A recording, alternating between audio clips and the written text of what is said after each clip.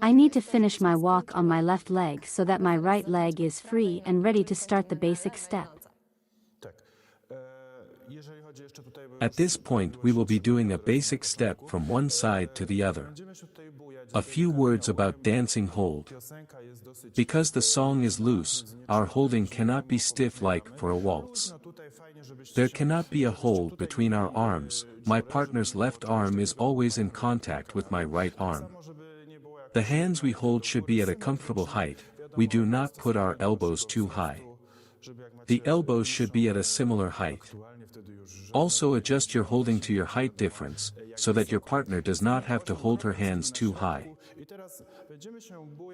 We are in dance hold and move to the basic step. We start with the left leg to the left, then join the feet. We return to the right side from the right leg and join the feet.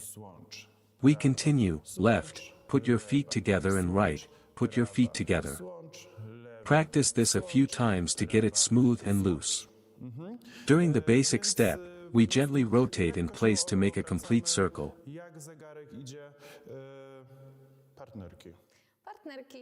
Girls, we take the same steps as our partner, but we start with the right leg.